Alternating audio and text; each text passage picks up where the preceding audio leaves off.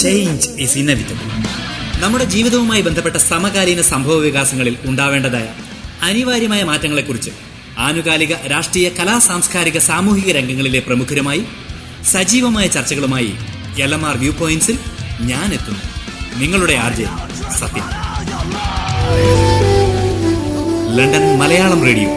ആസ്വദിക്കൂ, ആഘോഷിക്കൂ. നമസ്കാരം Viji. LMR view പോയിന്റ്സിലേക്ക് സ്വാഗതം. നമസ്കാരം. എന്തുണ്ട് വിശേഷങ്ങൾ? സുഖം തന്നെ. നമ്മുടെ വിശേഷങ്ങൾ എന്താ വിശേഷം? സ്പ്രിങ് മരങ്ങളൊക്കെ പൂത്തു തുടങ്ങി. വസന്തം ഇതൾ വിരിക്കുന്ന യുകെയുടെ മനോഹാരിത. അതെ. യുക്മയുടെ പ്രവർത്തനം തുടങ്ങുന്ന സമയം മുതൽ, പ്രാരംഭ പ്രവർത്തനങ്ങൾ മുതൽ അതിൽ സജീവ അംഗമാണ്, സജീവ പങ്കാളിയാണ് ശ്രീ വിജി. ആദ്യത്തെ യുക്മയുടെ വൈസ് പ്രസിഡന്റ് എന്നുള്ള നിലയിലും രണ്ടാമത്തെ നടന്ന തെരഞ്ഞെടുപ്പിൽ അതിന്റെ പ്രസിഡന്റ് എന്നുള്ള നിലയിലും സ്തുത്യർഹമായ സേവനം തന്നെയാണ് അനുഷ്ഠിച്ചിട്ടുള്ളത്. യുക്മ മുന്നോട്ട് വച്ച കാര്യങ്ങൾ, തുടക്കത്തിൽ തന്നെ ഇങ്ങനെയൊരു പ്രസ്ഥാനം രൂപീകരിക്കുമ്പോൾ ഇത് മുന്നോട്ട് വച്ച കാര്യങ്ങൾ പ്രാവർത്തികമാക്കാൻ സാധിച്ചിട്ടുണ്ട് ഒന്നാമത്തെ ഭരണത്തോടെ, അല്ലെങ്കിൽ രണ്ടാമത് വന്ന ഭരണത്തിന് എന്ന് വിജിക്ക് പറയാൻ സാധിക്കുമോ? 100% അത് പ്രാവർത്തികമാക്കാൻ കഴിഞ്ഞുവെന്ന് അവകാശപ്പെടാൻ കഴിയില്ല. ഇപ്പം ആദ്യം സൂചിപ്പിച്ചതുപോലെ തന്നെ ഇതിന്റെ ഒരു ആലോചന യോഗം ലെസ്റ്റർ കൂടുന്ന സമയത്ത് ആ യോഗത്തിൽ പങ്കെടുത്തൊരു വ്യക്തിയാണ്. പങ്കെടുക്കാൻ എനിക്ക് അവസരം ലഭിച്ചിട്ടുണ്ട്.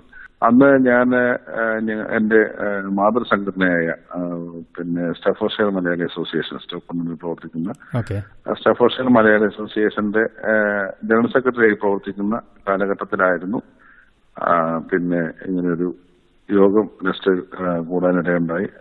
ആ യോഗത്തിൽ പങ്കെടുക്കാൻ ഞങ്ങളുടെ സംഘടനയുടെ പ്രസിഡന്റായ ശ്രീ ബിജു ജോസഫും അതുപോലെ ഇന്ന് യുക്മയുടെ പ്രസിഡന്റായിട്ടിരിക്കുന്ന ശ്രീ മാമൻ ഫിലിപ്പും ഞാനും യോഗത്തിൽ പങ്കെടുക്കാൻ അവസരം ലഭിച്ചു. അന്ന് മുതൽ ഈ സംഘടനയുടെ രൂപീകൃത സമയത്ത് ശ്രീ മാമൻ ഫിലിപ്പ് അതിന്റെ ഓർഗനൈസേഷൻ സെക്രട്ടറി ആകുകയും അതിനുശേഷം മിഡ്ലാൻഡ്സ് റീജിയൻ രൂപീകരിച്ചപ്പോൾ ആ മിഡ്ലാൻഡ്സ് റീജിയന്റെ ഒരു ആർട്സ് കോർഡിനേറ്ററായി പ്രവർത്തനം ആരംഭിക്കാൻ എനിക്ക് കഴിഞ്ഞു. പിന്നീട് ശ്രീ വർഗീസ് ജോൺ രണ്ടാമത്തെ ടൈം പ്രസിഡന്റായി വരുന്ന സാഹചര്യത്തിൽ അതിന്റെ ആ കമ്മിറ്റിയിൽ വൈസ് പ്രസിഡന്റായി പ്രവർത്തിക്കാൻ കഴിഞ്ഞിട്ടുണ്ട്. വൈസ് പ്രസിഡന്റായി പ്രവർത്തിക്കുന്ന കാലഘട്ടത്തിൽ സൗത്ത് ടെൻഡൻസിയിൽ വെച്ച് നടന്ന രണ്ടാമത് യുക്മ നാഷണൽ കലാമേളയുടെ ജനറൽ കൺവീനറായി എനിക്ക് പ്രവർത്തിക്കാൻ കഴിഞ്ഞു. പിന്നീട് വന്ന ഒരു ജനാധിപത്യ രീതിയിലുള്ള തിരഞ്ഞെടുപ്പിലൂടെ എനിക്ക് ഇതിന്റെ പ്രസിഡന്റായി വരാൻ കഴിഞ്ഞു. പക്ഷെ ആ കാലഘട്ടത്തിൽ ഒരു മത്സരത്തിലൂടെയാണ് തെരഞ്ഞെടുപ്പിലൂടെ അധികാരത്തിൽ വന്നതെങ്കിൽ പോലും തെരഞ്ഞെടുപ്പിന് ശേഷം ആ മത്സരത്തിൽ പങ്കെടുത്ത മുഴുവൻ ആളുകളെയും, അതിന് എതിർ പാനലിൽ മത്സരിച്ച മുഴുവൻ ആളുകളെയും സംഘടനയുടെ വിവിധ തലങ്ങളിൽ ഉൾപ്പെടുത്തിക്കൊണ്ട് ഇത് സുതാര്യമാക്കിക്കൊണ്ട് ഇതിനകത്ത് സംഘടനയിലെ യാതൊരുവിധ തർക്കങ്ങളോ അല്ലെങ്കിൽ ഒരു ഭിന്ന അഭിപ്രായവുമില്ലാത്ത രീതിയിൽ ഒരു വർഷം മുന്നോട്ട് കൊണ്ടുപോകാൻ കഴിഞ്ഞു. അതുകൊണ്ട് തന്നെ പിന്നീട് വന്ന തെരഞ്ഞെടുപ്പിൽ യുനാനിമസായി ഞാൻ പ്രസിഡന്റായിക്കൊണ്ടൊരു കമ്മിറ്റി വീണ്ടും എനിക്ക് അധികാരത്തിൽ വരാൻ കഴിഞ്ഞിട്ടുണ്ട്. അങ്ങനെ ഈ സംഘടനയുടെ 2 ടേം പ്രസിഡന്റായും ഒരു ടൈം വൈസ് പ്രസിഡന്റായും ഒരു ടൈം റീജിയണൽ ആർട്സ് കോർഡിനേറ്ററായിട്ടും എനിക്ക് പ്രവർത്തിക്കാൻ അവസരം ലഭിച്ചിട്ടുണ്ട്. പിന്നെ താങ്കൾ ചോദിച്ച ആ ചോദ്യത്തിന്റെ ഇടയ്ക്ക് കടന്നു വരികയാണെങ്കിൽ, ഈ സംഘടന രൂപീകരിച്ചതിന്റെ ലക്ഷ്യം, രൂപീകരിച്ചപ്പോൾ അതിന്റെ പ്രഥമ പ്രസിഡന്റായി ശ്രീ വർഗീസ് ജോൺ തെരഞ്ഞെടുക്കപ്പെടുകയും ശ്രീ ബാലാ സജീവ സെക്രട്ടറിയായി ഒരു കമ്മിറ്റി പ്രവർത്തനം ആരംഭിക്കുകയും അതിന് ഒരു വ്യക്തമായ ഭരണഘടന അന്ന് രൂപീകരിക്കുകയും ചില കർമ്മ പദ്ധതികൾ അവർ ആവിഷ്കരിച്ചതിലൂടെ നമുക്ക് ഒരു നാഷണൽ തലത്തിൽ നമ്മുടെ കുട്ടികളുടെ കലാകായിക വാസനകൾ പ്രകടിപ്പിക്കുവാൻ കഴിയുന്ന സാഹചര്യം ഒരുക്കുക എന്ന രീതിയിലാണ് കലാമേളയും അതുപോലെ തന്നെയുള്ള കായിക മത്സരങ്ങളുമൊക്കെ സംഘടിപ്പിക്കുവാൻ ആ കാലഘട്ടത്തിൽ അവർക്ക് കഴിഞ്ഞു. അതുപോലെ തന്നെ ഈ ഭരണഘടനയുടെ അടിസ്ഥാനത്തിൽ നമ്മുടെ സംഘടനയുടെ പ്രത്യേകത എന്ന് പറയുന്നത് വ്യക്തികൾക്കല്ല അംഗത്വം എന്നുള്ളതാണ്. അത് നമ്മുടെ സംഘടനയുടെ ഏറ്റവും വലിയ പ്രത്യേകതയാണത്. പ്രാദേശിക സംഘടനകൾക്കാണ് ഇതിന് അംഗത്വമുള്ളത്. അല്ല, അതിന് പറഞ്ഞിരുന്നത് തന്നെയായിരുന്നല്ലോ. കാരണം എന്താണെന്ന് ചോദിച്ചാൽ ഒരു UK-യിലുള്ള എല്ലാ മലയാളി സംഘടനകളെയും ഒരു കുടക്കീഴിൽ കൊണ്ടുവരിക എന്നുള്ളതായിരുന്നുവല്ലോ ഇതിന്റെ കാതലായ ഉദ്ദേശം. ഉദ്ദേശം ഒരു അംബ്രല്ല ഓർഗനൈസേഷൻ എന്ന രീതിയിൽ. അപ്പോൾ അങ്ങനെ ഇതിന്റെ തുടക്ക കാലഘട്ടത്തിൽ പ്രാദേശിക സംഘടനകൾ പലരും അതിൽ ചേരുന്നതിൽ വിമുഖത കാണിച്ചു. എന്നാൽ വളരെ ശക്തമായ പ്രവർത്തനങ്ങളിലൂടെ ആദ്യ കമ്മിറ്റിയുടെ കാലഘട്ടം മുതൽ തന്നെ മലയാളി സമൂഹത്തിലേക്ക് ഇറങ്ങി ചെല്ലുവാനും മലയാളി അസോസിയേഷനുകളിൽ ഈ അംബ്രല്ല അസോസിയേഷന്റെ പ്രാധാന്യം അറിയിക്കുവാനും കഴിഞ്ഞതിലൂടെ എനിക്ക് തോന്നുന്നു ശ്രീ വർഗീസ് ജോണിന്റെ കാലഘട്ടത്തിൽ ഏകദേശം 60-ന് മേളിൽ സംഘടനകളെ ആ കാലഘട്ടത്തിൽ ചേർക്കാൻ, ആരംഭ കാലഘട്ടത്തിൽ 2 ടൈം അദ്ദേഹം പ്രസിഡന്റായിരുന്ന കാലഘട്ടം കൊണ്ട് ചേർക്കാൻ കഴിഞ്ഞിട്ടുണ്ട്. അപ്പോൾ ആ കാലഘട്ടം എന്ന് പറയുന്നത് മലയാളികൾ UK-യിലേക്ക് വരികയും നമ്മൾ ഒരു ഇടത്തരം കുടുംബത്തിൽ നിന്ന് വന്നിട്ടുള്ള വ്യക്തികൾ എന്ന രീതിയിൽ നമ്മളെ സംബന്ധിച്ചിടത്തോളം ഭാരിച്ച ഉത്തരവാദിത്തങ്ങൾ തലയിലേറ്റിക്കൊണ്ടുള്ള ഒരു കാലഘട്ടമായിരുന്നു എന്നുള്ളത് കൊണ്ട് കൂടുതൽ സജീവമായി സംഘടനാ പ്രവർത്തന രംഗത്തൊന്നും കൂടുതൽ മലയാളികൾ അന്ന് പങ്കെടുത്തിരുന്നില്ല. അതുകൊണ്ട് തന്നെ സാമ്പത്തികമായും സംഘടനയ്ക്ക് ഒരു അടിത്തറ ഉണ്ടാക്കി വെക്കാൻ അന്ന് കഴിഞ്ഞില്ല എങ്കിൽ പോലും കാര്യങ്ങളെല്ലാം നടത്തുവാൻ കഴിഞ്ഞിട്ടുണ്ട് എന്നുള്ളത് ഒരു വിജയകരമായ ഒരു കാര്യമായിരുന്നു. ഞങ്ങളെ സംബന്ധിച്ചിടത്തോളം ഞങ്ങളെ സംബന്ധിച്ചിടത്തോളം ഞങ്ങളുടെ ഭരണസമിതി, ഞാൻ ആദ്യം പ്രസിഡന്റ് ആവുന്ന സമയത്ത് വീണ്ടും ബാലാസജികുമാർ തന്നെയാണ് എന്നോടൊപ്പം സെക്രട്ടറി ആയിട്ടുണ്ടായിരുന്നത്. അതിനുശേഷം 2ാമത്തെ ടൈമായപ്പോൾ ശ്രീ ബിൻസു ജോൺ സെക്രട്ടറിയായി ഒരു കമ്മിറ്റിയാണ് വന്നത്. അപ്പൊ ഞങ്ങളെ സംബന്ധിച്ചിടത്തോളം ആരംഭ കാലഘട്ടത്തിൽ തന്നെ ഇതിന് ഈ തുടക്കത്തിൽ ഉണ്ടായിരുന്ന കലാമേള, കായികമേള എന്നതിൽ നിന്ന് വ്യത്യസ്തമായി മറ്റു ചില പുതിയ മേഖലകളിലേക്ക് കൂടി നമുക്ക് ഇറങ്ങി ചെല്ലേണ്ടിയിരിക്കുന്നു. അതുപോലെ തന്നെ സംഘടനയ്ക്ക് ഒരു സാമ്പത്തിക അടിത്തറ ഉണ്ടാക്കുക എന്ന ഒരു ഉത്തരവാദിത്വം ഞങ്ങളിൽ നിക്ഷിപ്തമായിരുന്നു. അപ്പോൾ അതിന്റെ അടിസ്ഥാനത്തിൽ നമ്മൾ ആദ്യം ചെയ്തതെന്ന് പറയുന്നത് ഈ സംഘടനയെ ഒന്ന് ജനകീയമാക്കുവാൻ. ഞാൻ അത് കൊണ്ട് ഉദ്ദേശമാക്കുന്നത് ഇത് ജനകീയമല്ലായിരുന്നു ഇതിനു മുമ്പ് എന്നുള്ളതല്ല, മറിച്ച് നമ്മുടെ സംഘടനയുടെ ഈ അംഗ അസോസിയേഷനുകൾക്ക് മാത്രമേ അംഗത്വം കൊടുക്കാൻ കഴിയൂ എന്ന് പറയുമ്പോൾ അസോസിയേഷനുകളിൽ അംഗമല്ലാതെയും പുറത്തു നിൽക്കുന്നവരും യുക്മയിൽ ചേരുക എന്നുള്ള തീരുമാനം എടുക്കേണ്ടത് ഒരു പ്രാദേശിക സംഘടനയുടെ ജനറൽ ബോഡിയോ അല്ലെങ്കിൽ എക്സിക്യൂട്ടീവ് കമ്മിറ്റിയാണ്. പക്ഷെ ഒരു ജനാധിപത്യ രീതിയിൽ അത് നടപ്പാക്കാൻ കഴിഞ്ഞില്ല എങ്കിൽ പോലും യുക്മ എന്ന് പറയുന്ന സംഘടനയിലെ ആശയങ്ങൾ ഉൾക്കൊള്ളുന്ന വ്യക്തികളുണ്ടെങ്കിൽ ആ വ്യക്തികൾക്ക് ഈ സംഘടനയുമായി ചേർന്ന് പ്രവർത്തിക്കാനുള്ള ഒരു സാഹചര്യം ഒരുക്കുവാൻ എന്ത് കഴിയും എന്ന ചിന്തയിലൂടെയാണ് നമ്മൾ ഒരു സാംസ്കാരിക വേദി എന്ന ഒരു പ്രസ്ഥാനം ആദ്യമായി തന്നെ ഞാൻ പ്രസിഡന്റായി വന്നതിന് ശേഷം രൂപീകരിച്ചു. അപ്പൊ അതുകൊണ്ട് ഉണ്ടായ ഒരു ഗുണമെന്ന് പറയുന്നത് യുക്മയിൽ അംഗമല്ലാതെ മാറി നിൽക്കുന്ന സംഘടനകളിലെ പ്രവർത്തന മേഖലയിലുള്ളവരും UK-യിലെ മലയാളി സമൂഹത്തിനിടയിൽ സാമൂഹിക സാംസ്കാരിക രംഗത്ത് പ്രവർത്തിക്കുന്ന പ്രധാനപ്പെട്ട പല ആളുകളും യുക്മയോട് താല്പര്യമുള്ള യുക്മയുടെ അഭ്യുദയകാംക്ഷികളായ ആളുകളെ നമുക്ക് സംഘടനയുടെ പ്രവർത്തനങ്ങളിൽ അത് ഒരു A ക്ലാസ് മെമ്പർഷിപ്പിലല്ല, അവർക്ക് ഭരണപരമായ കാര്യങ്ങൾ കടന്നു വരാൻ കഴിഞ്ഞില്ല എങ്കിൽ പോലും സംഘടന നടത്തുന്ന അല്ലാത്ത സാംസ്കാരിക പരിപാടികളിൽ പങ്കെടുക്കുവാനുള്ള ഒരു സാഹചര്യം ഒരുക്കുക എന്ന രീതിയിലാണ് നമ്മൾ സാംസ്കാരിക വേദി സംഘടിപ്പിച്ചത്. ആ സാംസ്കാരിക വേദി സംഘടിപ്പിച്ച സമയത്ത് ഒരുപാട് പേരെടുത്ത് പറയേണ്ട ഒരുപാട് ആളുകളുടെ സഹായ സഹകരണം അതിനകത്ത് ഉണ്ടായിട്ടുണ്ട്. അതിനകത്ത് ശ്രീ ജോയി അഗസ്റ്റി, അതുപോലെ കനേഷ്യ സത്യപ്പൊലി, അതുപോലെ കാരൂർ സോമൻ, അതുപോലെ CA ജോസഫ് തുടങ്ങി ജേക്കബ് കോയപ്പള്ളി, അങ്ങനെ തുടങ്ങി നമ്മുടെ ആദ്യകാലത്ത് നിർണായകമായ സമയത്ത് വളരെയേറെ നമുക്ക് പ്രയോജനം തരുന്ന രീതിയിലുള്ള നല്ല ക്രിയാത്മകമായ ഇത്തരം ആളുകളെ സംബന്ധിച്ചിടത്തോളം, അതുപോലെ റജി നന്ദിക്കാട് നമുക്ക് വിട്ടുപോകാൻ കഴിയാത്തൊരു വ്യക്തിയാണ്.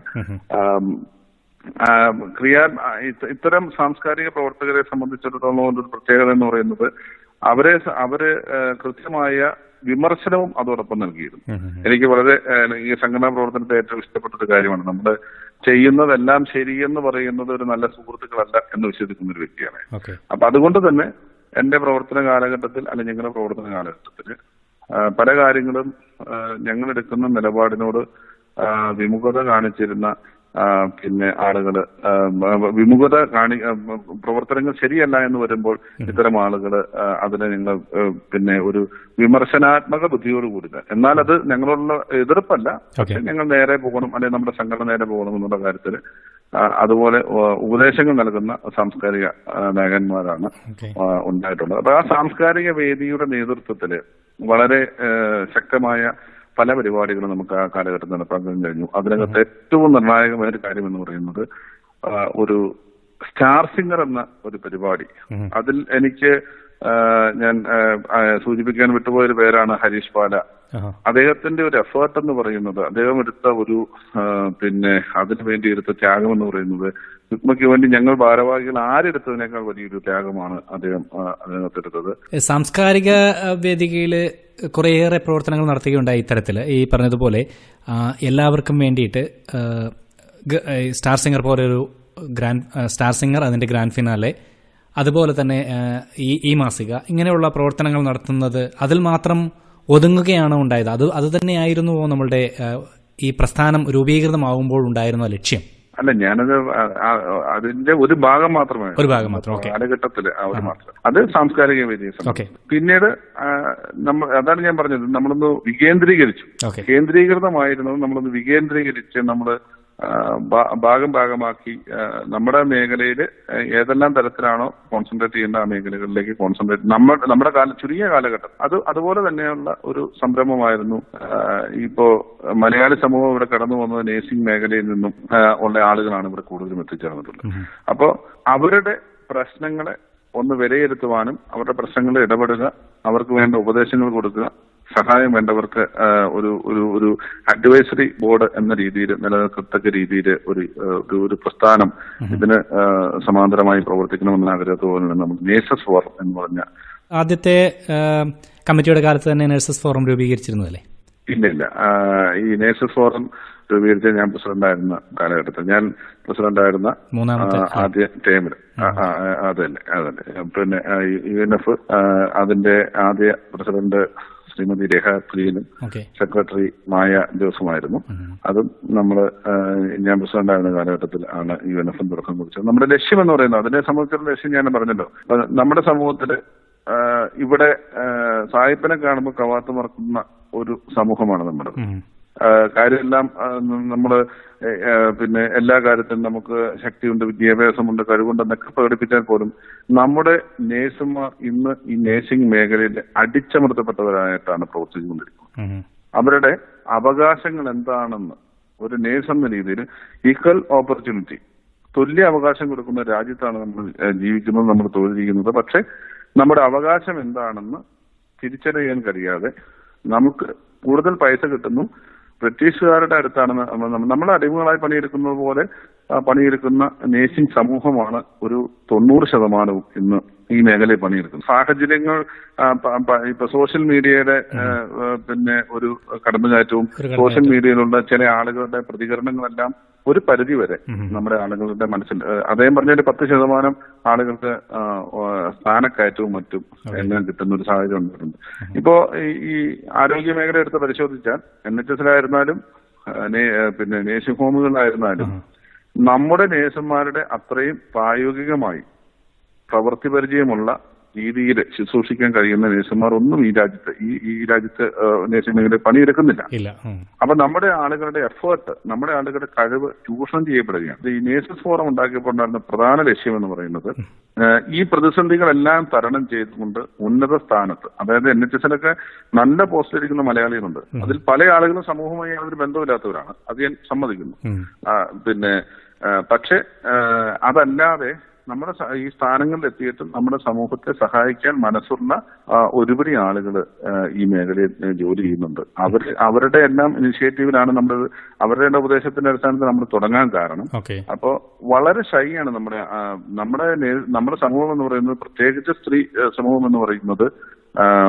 നമ്മളിവിടെ വന്നത് ജോലി ചെയ്യാൻ വന്നതാണ്, ജോലി ചെയ്യാൻ ശമ്പളം കിട്ടുക നമ്മുടെ കാര്യങ്ങൾ, ഞാനും എന്റെ കുടുംബവും, ആ ഒരു ഭൂരിഭാഗം ആളുകൾ. പക്ഷെ അവർക്കൊരു വിഷയം വരുമ്പോൾ അവർക്ക് വിഷയം വരുമ്പോഴാണ് അവര് പൊതുവായൊരു പ്രശ്നം വരുമ്പോൾ അവർ അന്വേഷിക്കുമ്പോഴാണ് ഇതുപോലെ. പക്ഷെ ഈ UNF എന്ന് പറയുന്ന സംഘടന വളരെ സജീവമായി ജനങ്ങളിലേക്ക് ഇറങ്ങി വരണം. ഈ ജനങ്ങളിലേക്ക് ഇറങ്ങി വരണം എന്ന് പറഞ്ഞാൽ ഈ സമൂഹമായി ഇടപഴകാൻ തയ്യാറായി കഴിഞ്ഞിരുന്നു. ഒരു വ്യക്തിക്ക് ഒരു തൊഴിൽ സ്ഥാപനത്തിൽ തൊഴിലുടമയിൽ നിന്നും ഉണ്ടാകുന്ന കാര്യങ്ങൾ മറ്റുള്ളവരുമായി ആശയവിനിമയം നടത്താൻ പറ്റുമ്പോൾ സമാന്തരമായ പ്രശ്നമുള്ള മറ്റൊരാളെ കാണാം. അതെങ്ങനെ പരിഹരിക്കപ്പെട്ടു എന്ന് മനസ്സിലാക്കി കഴിയുമ്പോൾ നമ്മുടെ ഈ പ്രശ്നവും പരിഹരിക്കാനുള്ള വഴി ഇവിടെ തെളിയുക. അങ്ങനെ ഒരു ആശയവിനിമയത്തിലൂടെ കടന്നു വരാനും ഒരു അഡ്വൈസറി സെല്ലായി നമുക്ക് രൂപീകരിച്ചുകൊണ്ട് പ്രശ്നങ്ങൾ ഉള്ളവർക്ക് സഹായിക്കാൻ സന്മനസ്സുള്ള ആളുകളെ രംഗത്ത് വരുത്തിക്കൊണ്ടുള്ള അത് ഒറ്റയടിക്ക് നമുക്ക് ചെയ്യാൻ കഴിയില്ല. ദീർഘവീക്ഷണത്തോടു കൂടി പ്രവർത്തിച്ചാൽ അതിന് ഫലപ്രാപ്തി ഉണ്ടാക്കാൻ കഴിയുമെന്ന രീതിയിലാണ് നമ്മൾ UNF രൂപീകരിച്ചത്. അത് നമ്മുടെ ഭരണകാലഘട്ടത്തിലുണ്ടായിരുന്ന ഒരു കാര്യമായിരുന്നു. പിന്നീട് നമുക്ക് ഉള്ളിൽ തോന്നിയ ഒരു ആശയമായിരുന്നു യുക്മയ്ക്ക് സ്വന്തമായ ഒരു മാധ്യമം ആവശ്യമാണെന്നുള്ളതുകൊണ്ട് ഞാൻ പ്രസിഡന്റായിരുന്ന കാലഘട്ടത്തിലാണ് യുക്മ ന്യൂസ് എന്ന് പറഞ്ഞ പത്രത്തിനും തുടക്കം കുറിക്കാൻ കഴിഞ്ഞത്. പക്ഷെ അതിനെക്കുറിച്ച് പുറമേ കേൾക്കുന്നത് എന്താണെന്ന് ചോദിച്ചാൽ മറ്റ് മാധ്യമങ്ങളുടെ, അതായത് യുക്മയെ മോശമായി ചിത്രീകരിക്കുന്ന മാധ്യമങ്ങളെ അവരുടെ വായടപ്പിക്കാനുള്ള ഒരു ഉപാധിയായിട്ടാണ് അത് യുക്മ ന്യൂസ് എന്ന പേരിൽ ഒരു വാർത്ത ഒരു വാർത്താ മാധ്യമം ഇറങ്ങിയത് എന്നാണ് പൊതുവിലുള്ള ഒരു അഭിപ്രായം. അതിനെക്കുറിച്ച് എന്താണ് പറയുന്നത്? കാലഘട്ടത്തിന്റെ ഞാൻ ആരെയും തെറ്റ് പറയുന്നില്ല. ഞാൻ പ്രസിഡന്റ് ആയിരുന്ന സമയത്ത് എനിക്ക് അതിന് വ്യക്തമായ ഒരു കാഴ്ചപ്പാടുണ്ടായിരുന്നു.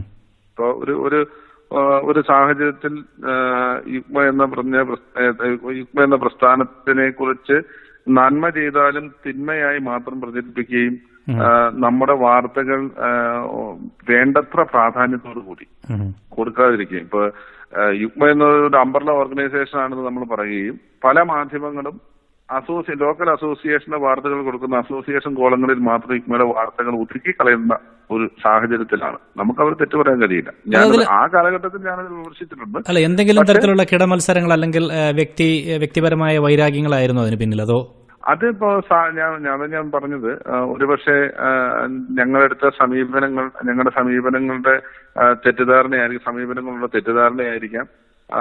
എന്തായിരുന്നാലും ഒരു പരിധി വരെ നമ്മൾ ഒരു സംഘടന പ്രവർത്തിക്കുന്ന ഒരു പരിധി വരെയാണ് മാധ്യമങ്ങൾക്ക് തടയാൻ കഴിയും. ഞാൻ പ്രവർത്തിച്ച കാലഘട്ടത്തിൽ, ഞാൻ പ്രസിഡന്റ് ആയിരുന്ന കാലഘട്ടത്തില് ഇത്തരത്തിലുള്ള അനുഭവങ്ങൾ ഒരുപാട് അനുഭവിക്കേണ്ടി വന്ന ഒരു വ്യക്തിയാണ്.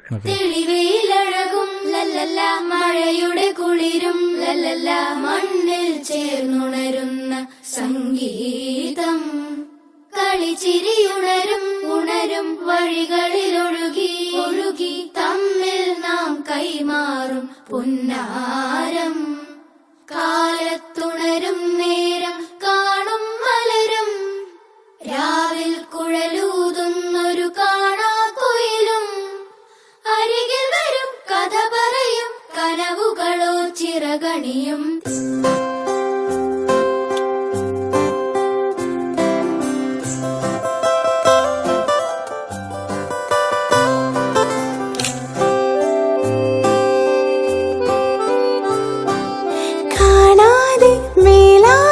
ജലകണമെറിയും മഴയുടെ കളിവാക്കിൽ അടിമുടി നാലയും, ഈ മണ്ണിലാ നീർത്തുള്ളികൾ ഉതിർന്നെത്തി അലിഞ്ഞെത്തി പുതുമണമുയരും, കരളിൽ ഒരു കുളിരുണരും.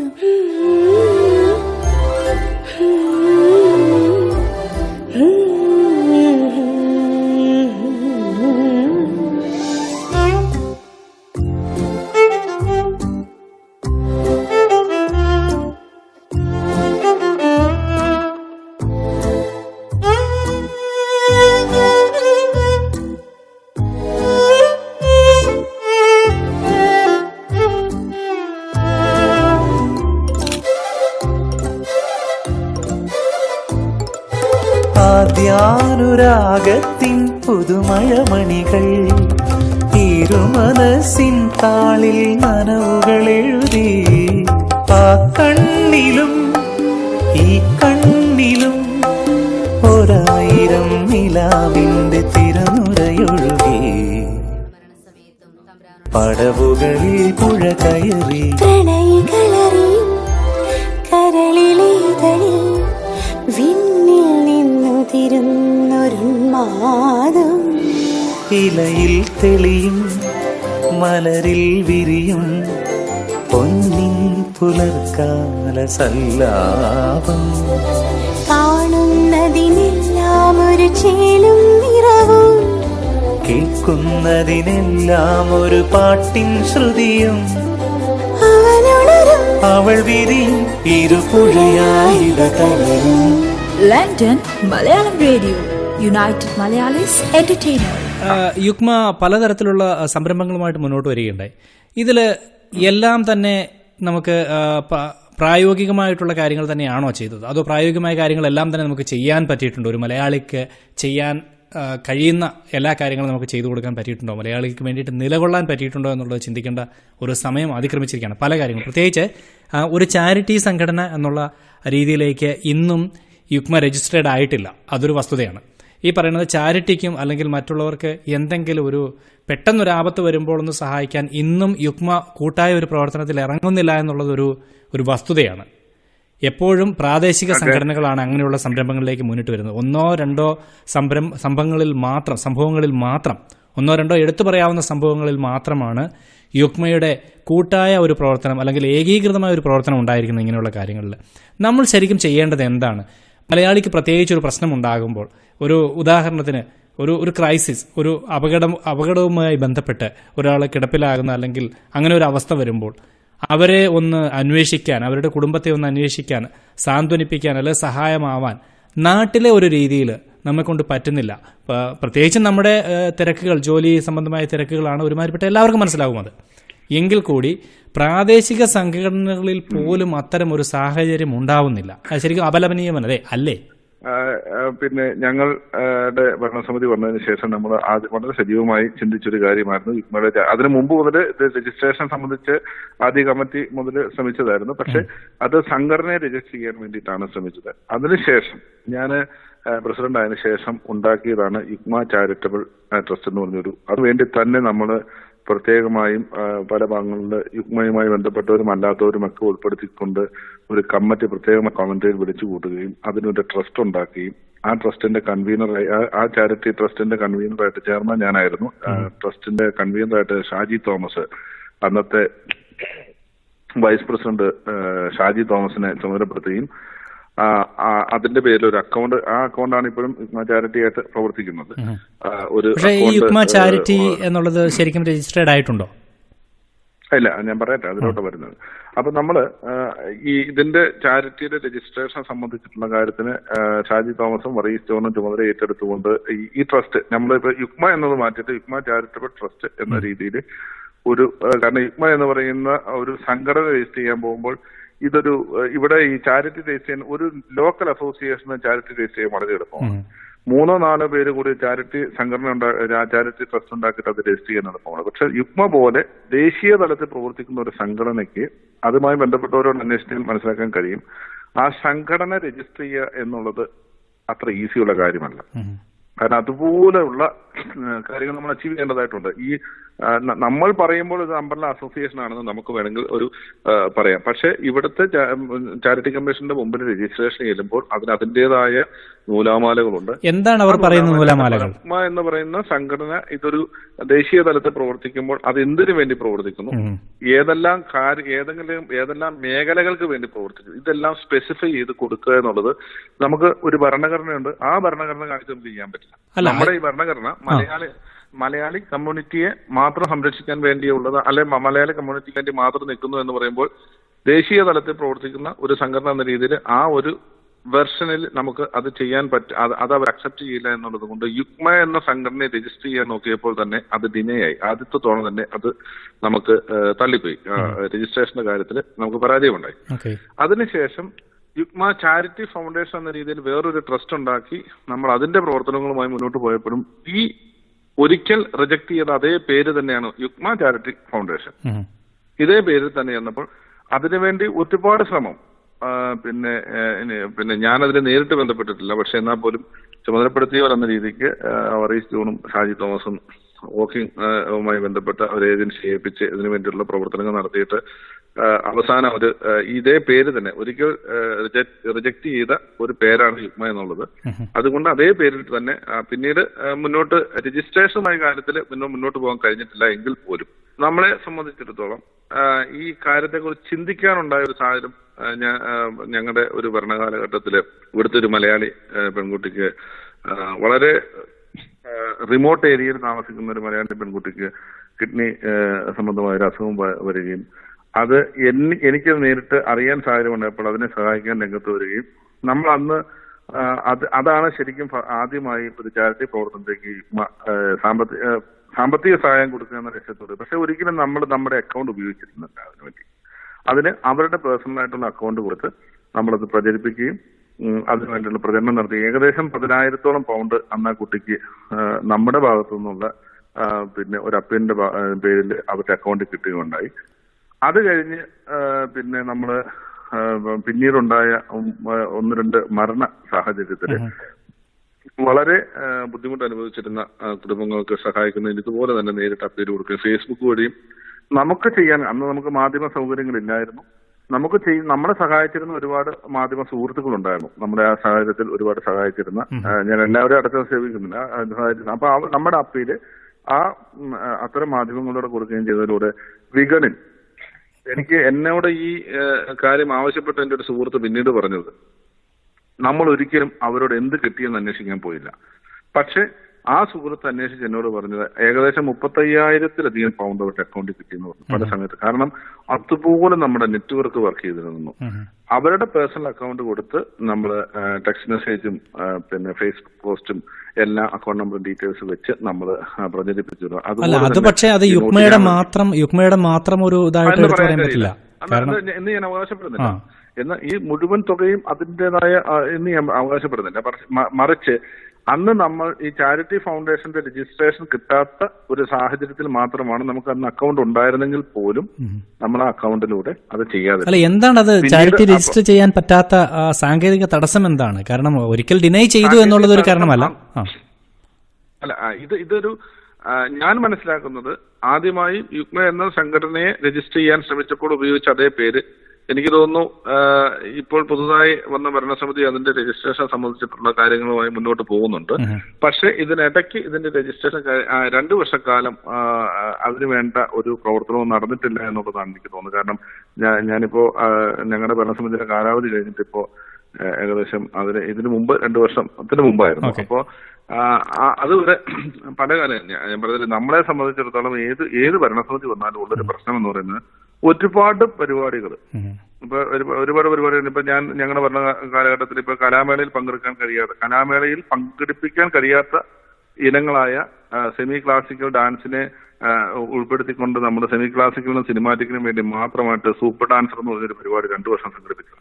അല്ല, ഞാൻ ചോദിച്ചോട്ടെ ഇത്രയും അംഗ അസോസിയേഷനുകളുള്ള യുഗ്മയില് ആൾക്കാരെ സംഘടിപ്പിച്ച അല്ലെങ്കിൽ അവരുടെ ആ നേതൃത്വ നിരയിൽ നിന്നുകൊണ്ട് തന്നെ ഇങ്ങനെയുള്ള പ്രവർത്തനങ്ങൾക്ക് ഒരു ഏകീകൃതമായ ഒരു സ്വഭാവം ഉണ്ടാക്കിക്കൂടെ? പല കാര്യങ്ങളും മുന്നിട്ട് കൊണ്ടുവരുന്നതിൽ എന്തുകൊണ്ടത് പറ്റുന്നില്ല?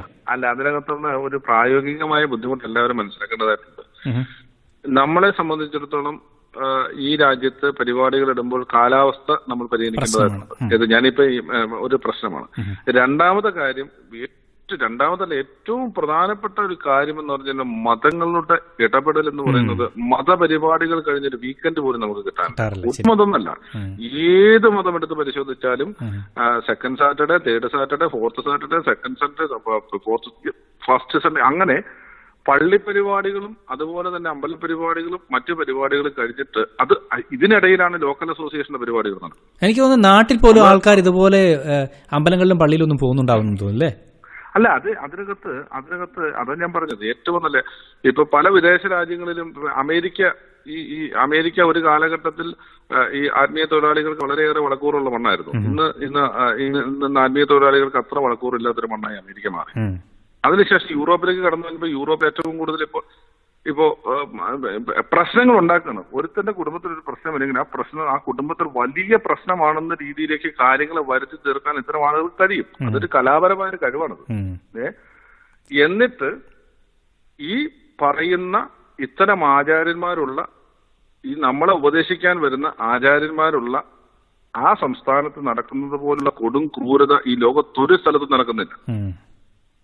ഈ നമ്മളെ ഉപദേശിക്കാനായി ഇത്ര ദൂരം ഇവിടെ എത്തുന്നവർ അവരുടെ പ്രവർത്തന മേഖലയായ നമ്മുടെ നാട്ടിൽ നടക്കുന്നത് പോലുള്ള അക്രമം ലോകത്തെവിടെ നടക്കുന്നില്ല. ഇവർക്ക് തിരിച്ചിരിക്കാൻ പറ്റില്ല. ഇത്രയും ഉപദേശിച്ചിട്ടും നന്നാകാത്ത ഒരു അവിടെയാണ് ജീവിക്കാൻ വേണ്ടി കഷ്ടത അനുഭവിക്കുന്ന അങ്ങോട്ടും ആ ഒരു പ്രവാസി സമൂഹത്തിലേക്ക് നമ്മുടെ ജീവിതത്തിൽ അങ്ങനെയാകണം ഇങ്ങനെയാകണം പിരിമുറുക്കം നടത്താണ്.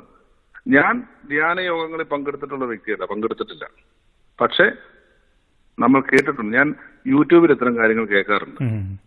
ഞാനത് കേൾക്കുമ്പോൾ ഞാനെന്ന് പറയുന്ന വ്യക്തി ഒരു പരിപൂർണമായും എല്ലാം തികഞ്ഞൊരു വ്യക്തിയാണെന്ന് അവകാശപ്പെടുന്നില്ല. പക്ഷെ എന്നാൽ പോലും ഇതെല്ലാം ആവശ്യമാണ്. പക്ഷെ അതിനകത്ത് ഉപദേശം കൊടുക്കുന്നതിന് മാന്യമായ ഉപദേശം കൊടുക്കുന്ന എന്തെല്ലാം അത് ഒരു മതമൊന്നല്ല, ഏത് മതത്തിലും നല്ല രീതിയിൽ ഉപദേശം കൊടുക്കുന്ന പല ആചാര്യന്മാരും നമുക്ക് കാണാൻ കഴിയും. പക്ഷെ ഒരു 99% ആളുകളും കുടുംബത്തിൽ അന്തഃഛിദ്രമുണ്ടാക്കുന്ന രീതിയിലുള്ള കാര്യങ്ങളെ ഉദാഹരണ സഹിതം വിശദീകരിക്കുക. അപ്പോഴായിരിക്കും നമ്മുടെ കുടുംബത്തിലേക്ക് ഒന്ന് എത്തി നോക്കുന്നത്. എത്തി നോക്കുമ്പോഴായിരിക്കും നമ്മുടെ കുടുംബത്തിൽ ഇതേ പ്രസിദ്ധം. അത് നമ്മുടെ കുടുംബത്തിലെന്നല്ല, ഒരു സമൂഹ ജീവിയാകുമ്പോൾ, മനുഷ്യനാകുമ്പോൾ തെറ്റുകളും കുറ്റങ്ങളും ഇല്ലാത്ത മനുഷ്യരില്ല. നമ്മള് ഈ ഓട്ടത്തിലെങ്കിൽ പല കാര്യങ്ങളും നമുക്ക് സ്നേഹിക്കാനും സ്നേഹിക്കപ്പെടാനും ഒക്കെ നമുക്കറിയാം.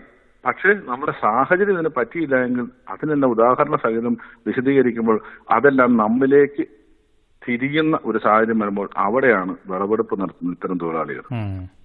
അത് അത്തരം ആളുകൾക്ക് അപ്പോൾ കൂടുതൽ പരിപാടികൾ അവർ സംഘടിപ്പിക്കുന്നു. അപ്പൊ പള്ളിയിൽ വന്നിട്ട് ഈ പാവം അസോസിയേഷന്റെ പരിപാടിക്ക് വലിയ പാവമൊന്നുമില്ലല്ലോ. അതിനിടയ്ക്ക് യുഗ്മ പോലുള്ള സംഘടനയ്ക്ക് എവിടെ ഗ്യാപ്പ്? അതിനിടയ്ക്കാണ് ഈ പരിപാടികൾ സംഘടിപ്പിക്കുന്നത്. അതിപ്പോ ഞാനിരുന്നപ്പോഴായിരുന്നാലും അതിന് ശേഷം ഇരിക്കുന്നവരായിരുന്നാലും അതിന് മുമ്പിരുന്നവരായിരുന്നാലും എന്തുമാത്രം കഷ്ടപ്പാട് ഒരു ഡേറ്റ് ഫിക്സ് ചെയ്യാനുണ്ടായിട്ടുണ്ടെന്ന് എന്നോട് പല ആളുകളും പറഞ്ഞിട്ടുണ്ട്. ഓക്കെ, മറ്റ് കർമ്മ പരിപാടികൾ എന്ത് തരത്തിൽ മറ്റ് കർമ്മ പരിപാടികളിലേക്ക് കടക്കാൻ പറ്റാത്ത എന്തുകൊണ്ടാണ്? ഇപ്പൊ ഈ പറഞ്ഞതുപോലെ തന്നെ സമയപരിമിതികളാണോ പ്രശ്നം? അതുപോലെ അല്ലെങ്കിൽ മറ്റ് മത മേലധികാരികളുടെ ഇടപെടൽ മൂലം പലതും ചെയ്യാൻ സാധിക്കാതെ വരുന്നു, അല്ലെങ്കിൽ ഈ സ്വാർത്ഥ താല്പര്യക്കാരുടെ ഇടപെടൽ മൂലം പലതും ചെയ്യാൻ സാധിക്കാതെ വരുന്നു. ഇങ്ങനെയുള്ള കാര്യങ്ങൾ ഒഴിച്ചു നിർത്തിയാൽ നമുക്ക് ചെയ്യാൻ പറ്റുന്ന പല കാര്യങ്ങളുണ്ട്. ഉദാഹരണമായിട്ട് പറയുകയാണെങ്കിൽ എപ്പോഴും നമ്മൾ പറയാറുള്ള നമ്മുടെ എംബസിയുമായിട്ട് ബന്ധപ്പെട്ട പല പ്രശ്നങ്ങൾ ഉണ്ടായിട്ടുണ്ട് ഇതിനു മുമ്പ്. അത് കൂടാതെ ഇവിടുത്തെ പ്രധാന ജോലിക്കാരായ ആരോഗ്യമേഖലയിൽ ജോലി ചെയ്യുന്ന നഴ്സുമാർ, നമ്മുടെ പ്രവാസികളിൽ പ്രത്യേകിച്ച് UK പ്രവാസികളിൽ ഒരു നല്ല ശതമാനം വരുന്നത് ആരോഗ്യമേഖലയിൽ വർക്ക് ചെയ്യുന്ന നഴ്സുമാരും അല്ലെങ്കിൽ ഡോക്ടേഴ്സും അതുപോലെ കെയർ വർക്കേഴ്സുമായിട്ടുള്ള പലരുമാണ് ഏറ്റവും കൂടുതലായിട്ടുള്ളത്. ബാക്കിയുള്ളവരില്ല എന്നല്ല. അപ്പം അവർ പ്രത്യേകിച്ച് ജോലി സംബന്ധമായ പ്രശ്നങ്ങളിൽ വല്ലാത്ത സ്ട്രെസ് അനുഭവിക്കുന്ന ഒരു സിറ്റുവേഷൻ ഉണ്ട്. അപ്പം അത് മനസ്സിലാക്കാൻ നമ്മുടെ ആരോഗ്യക്രമം, പ്രത്യേകിച്ചും നമ്മുടെ ജീവിത രീതികൾ, ഭക്ഷണക്രമം, ഇത് നമ്മുടെ ആരോഗ്യത്തിൽ ഒരു വലിയ തോതിലുള്ള പ്രശ്നങ്ങൾ ഉളവാക്കുന്നുണ്ട്. ഇപ്പം ശ്രദ്ധിച്ചാൽ മനസ്സിലാവും, വളരെയധികം ചെറുപ്പക്കാർ ഇങ്ങനെ നിൽക്കുന്നത് ടപ്പെന്ന് മരിച്ചു പോകുന്ന ഒരു സാഹചര്യം ഉണ്ടാകുന്നുണ്ട്. അത് അങ്ങനെയുള്ള കാര്യങ്ങളെക്കുറിച്ചൊരു അവബോധമുണ്ടാക്കാൻ യുക്മയുടെ തലത്തിൽ നിന്നും ഒരു ശ്രമം നടത്തിക്കൂടെ? അങ്ങനെ എന്തെങ്കിലും ഒരു സംരംഭം ഉണ്ടാക്കിക്കൂടെ യുക്മയ്ക്ക്? അതിനെക്കുറിച്ച് എന്താണ് വിജിക്ക് പറയാനുള്ളത്? അത് പിന്നെ വളരെ പ്രധാനപ്പെട്ട ഒരു ചോദ്യമാണ്. വളരെ അപ്രായോഗികമായ ഒരു കാര്യം കൂടിയാണ്. എന്തുകൊണ്ടത് അപ്രായോഗികമാണ്? ഞാൻ പറയട്ടെ. പ്രായോഗികം എന്ന് പറയുന്നതിന്റെ പ്രധാനപ്പെട്ട ഒരു കാര്യം എന്ന് പറയുന്നത്, ഇപ്പോ നമ്മൾ യുഗ്മയുടെ കർമ്മ പദ്ധതി ഇടുമ്പോൾ ഇപ്പൊ ചാരിറ്റി എന്ന് പറയുന്ന കാര്യത്തിൽ വളരെ ദീർഘവീക്ഷണത്തോടു കൂടി ഇപ്പൊ യുഗ്മ രംഗത്ത് വന്നിട്ടുണ്ട്. ഇന്നിപ്പോ ചാരിറ്റിയെ പലരും കാണുന്നത് ഒരു നെയിം സേക്കിന് വേണ്ടിയിട്ടാണ്, പേരും അല്ലെങ്കിൽ ഒരു പേരുണ്ടാക്കാൻ വേണ്ടിയിട്ടാണ്. പേരുണ്ടാക്കാൻ വേണ്ടിയാണ്. ഇപ്പോ വിജി അവിടെ ഒരു ചാരിറ്റി തയ്യാറാക്കിയാൽ, അല്ലെങ്കിൽ ഒരു ചാരിറ്റി ആർക്കെങ്കിലും വേണ്ടി ഒരു സതുദ്ദേശത്തോടെ എനിക്ക് ഇന്ന കാര്യം ചെയ്യണം, അല്ലെങ്കിൽ നാട്ടിൽ ഇതുപോലെ സഹായം ആവശ്യമുള്ള ഒത്തിരി ആളുകളുണ്ട്, അവരെ സഹായിക്കണം, നമ്മൾക്ക് കിട്ടുന്ന ഇതിൽ നിന്നും ഒരു പങ്കെടുത്ത് അവർക്കും കൊടുക്കണമെന്ന് ചിന്തിക്കുമ്പോൾ അത് കണ്ടിട്ട് നാളെ ഞാൻ ചിന്തിക്കുകയാണ്, അവന്റെ പേര് പത്രത്തിൽ വന്ന് അവൻ ഇന്നത് ചെയ്തു എന്ന് പറഞ്ഞു. അപ്പം നാളെ ചെയ്യുന്ന പരിപാടി എന്താ വെച്ച് കഴിഞ്ഞാൽ അവിടെ പോയി ഒന്ന് 100 പൗണ്ട് അല്ലെ 200 പൗണ്ട് അല്ലെ 500 പൗണ്ട് ഇവിടുന്ന് എല്ലാവരുടെ അടുത്തുനിന്ന് കളക്ട് ചെയ്ത് അത് അവിടെ കൊണ്ട് കൊടുത്ത് അത് അവിടെ കൊണ്ട് കൊടുക്കുന്നത് വേറെ ഒരാള്, ആ കൊടുക്കുന്നതിന്റെ ഫോട്ടോ എടുക്കാൻ വേറൊരാള്, അത് കൊടുക്കുന്ന സാധനം ചെറിയൊരു 100 രൂപ ആണെങ്കിൽ, ചെറിയൊരു 100 രൂപ എന്നല്ല 100 രൂപയാണെങ്കിലും ആ 100 രൂപയുടെ വലിപ്പം കാണത്തില്ലാത്തതുകൊണ്ട് അത് വലിയ ഫ്ലക്സ് അടിച്ചിട്ട് അത് വലിയ ഫ്ലക്സ് ആകൽ. അതിന്റെ ഫോട്ടോ എടുത്ത് പടത്തിൽ എന്തൊരു മൂല്യച്യുതയാണ് നമുക്ക് സംഭവിച്ചുകൊണ്ടിരിക്കുന്നത്. അല്ല അതിനകത്ത് ഒരു കാര്യം, ഒരു പരിധി വരെ ആവശ്യം എന്ന് പറഞ്ഞാൽ ഒരു പരിധി വരെ ഇത്തരം കാര്യങ്ങൾ നമ്മുടെ സമൂഹത്തിൽ നടക്കുന്നു എന്നറിയണം. ഇപ്പൊ നിങ്ങൾ ഈ പറഞ്ഞ അവസാനം പറഞ്ഞ പോലുള്ള ഈ ഗോഷ്ഠി അതൊരു ഒരു നല്ലതല്ല. ലേലം വിളിക്കുന്നവര്, പിന്നെ അമ്പലപ്പറമ്പില് പിന്നെ അനൗൺസ് ചെയ്യുന്നവര് വഴിപാട് അനൗൺസ് ചെയ്യുന്നത് പോലെയും ഇത് അനൗൺസ് ചെയ്ത് അല്ലെങ്കിൽ ഇത് ചെയ്യുന്നതിനേക്കാൾ നല്ലത്. പക്ഷെ ഒരു നമ്മള് ഈ ജനങ്ങളുമായിട്ട് ഇടപെട്ട് കഴിയുമ്പോൾ ഒരു നഗ്ന സത്യം നമുക്ക് മനസ്സിലാകുന്നത്, ഒരു പരസ്യവുമില്ലാതെ, ഇപ്പോ ഒരു പരസ്യവുമില്ലാതെ ഒരു മനുഷ്യൻ പോലും അറിയാതെ, എനിക്ക് എന്റെ പേഴ്സണലായിട്ട് അറിയാവുന്ന പല സുഹൃത്തുക്കളുണ്ട്. നാട്ടിൽ കുട്ടികളെ ദത്തെടുത്ത് പഠിപ്പിക്കുന്ന പല സുഹൃത്തുക്കളും തീർച്ചയായിട്ടും ഞാൻ എന്റെ മനസ്സാക്ഷിക്ക് തുടരാം. ഞാൻ ഇന്ന് വരെ അതിനെക്കുറിച്ച് ചിന്തി. പക്ഷേ എന്റെ സുഹൃത്തുക്കൾ പലരുമുണ്ട്. അവര് വളരെ സാന്ദർഭികമായി ഏതെങ്കിലും സാഹചര്യത്തിൽ പറഞ്ഞല്ലാതെ അവരിത് ചെയ്യുന്നുണ്ടെന്ന് അവരുടെ അടുത്ത ബന്ധുക്കൾക്ക് പോലും അറിയില്ലാത്ത പറയാൻ പറ്റില്ല കുടുംബങ്ങളുണ്ട്. പക്ഷെ അതുപോലെ തന്നെ സംഘടനകളും യാതൊരുവിധ പ്രചരണവും നടത്താതെ ചാരിറ്റി പ്രവർത്തനങ്ങൾ നടത്തുന്നത്. നിങ്ങൾ പറഞ്ഞ ഒരു വളരെ ഒരു ഫലപ്രദമായ ഒരു കാര്യമാണ്. പിന്നെ വലത് കൈ കൊടുക്കുന്ന ഇടത് കൈ അറിയാതെ കൊടുക്കണം, അതിനെ ഇതുള്ളൂ എന്ന് പറഞ്ഞാൽ പോലും നമ്മൾ ഇതൊരു പ്രചരണ ആയുധമായി പല അവസരങ്ങളും സത്യത്തിൽ നമുക്ക് നാണം തോന്നിക്കുന്ന തരത്തിൽ ചില ചാരിറ്റി പ്രവർത്തനങ്ങൾ നടത്തിയിട്ട് പിന്നെ വിളമ്പി നടക്കുന്നത് നാണം തോന്നുന്ന, അതിൽ ഭേദം കൊടുക്കാതിരുന്നാൽ മതി എന്ന് തോന്നി. ഞാൻ പറഞ്ഞില്ല, ഞാൻ ചാരിറ്റി പ്രവർത്തനത്തിൽ ഒരുപാട് സംഭാവന ചെയ്യുന്ന ഒരു വ്യക്തിയല്ല. പക്ഷെ വേണമെന്നുള്ള കാര്യത്തിൽ കൊടുക്കുന്നുണ്ട്. ഇതെല്ലാം ആണെങ്കിൽ പോലും ഇങ്ങനെ ഒരു തീം എടുത്ത് ചെയ്യുന്ന, അതേ പറഞ്ഞ എന്റെ പല സുഹൃത്തുക്കളും അവർ ഞാൻ വളരെയേറെ പിന്നെ ബഹുമാനത്തോടെ നോക്കി നിന്നിട്ടുണ്ട്. അവര് പിന്നെ കുട്ടികളെ ദത്തെടുത്ത് 1-2 കുട്ടികളെയൊക്കെ ദത്തെടുത്ത് 10ാം ക്ലാസ് വരെ പഠിപ്പിക്കാൻ അതിന്റെ പൈസ കൃത്യമായി കൊടുക്കുന്ന സുഹൃത്തുക്കൾ നമുക്കറിയാം. യു കെ തന്നെയുണ്ട്. അല്ല, അത് ഞാൻ ഈ പറഞ്ഞു വന്നൊരു കാര്യം എന്താണെന്ന് ചോദിച്ചാല്, ഒരേ ആൾക്കാർക്ക് തന്നെ കൊടുക്കാൻ വേണ്ടിയിട്ട് ഒരേ സ്ഥലത്ത് നിന്നുള്ള പല കൂട്ടം ആളുകൾ പല രീതിയിൽ ഇങ്ങനെ എടുത്തിട്ട് ചെയ്യേണ്ടത് അതിന്റെ ഒരു ആവശ്യമില്ല. കാരണം ഈ മേഖലയെ പിടിച്ചു നിൽക്കാൻ വേണ്ടിയിട്ട് നടത്തുന്ന ഒരു മത്സരം, അതിന് പോലും മത്സരബുദ്ധിയോടുകൂടി നോക്കി കാണുന്ന ഒരു സമൂഹമായി മാറിയിരിക്കുകയാണ് നമ്മുടെ ചാരിറ്റി മേഖലയിൽ. പിന്നെ ആദ്യം നിങ്ങൾ സൂചിപ്പിച്ച കർമ്മ പദ്ധതികൾ അല്ലാത്ത ഏറ്റവും പ്രധാനപ്പെട്ട ഒരു കാര്യമാണ് ഞാൻ പറഞ്ഞത്. നേഴ്സസ് ഫോറം കൊണ്ടുവന്നതിന്റെ ഏറ്റവും വലിയ ഉദ്ദേശം ഇത് തന്നെയായിരുന്നു. അവിടെ ഉള്ളൊരു പ്രശ്നം എന്ന് പറയുന്നത്, നമ്മുടെ സമൂഹത്തിന്റെ അത് എത്ര മാറ്റാൻ ശ്രമിച്ചാലും മാറില്ലാത്ത, ഒരുത്തൻ രക്ഷപ്പെട്ടാൽ അവൻ രക്ഷപ്പെട്ടു.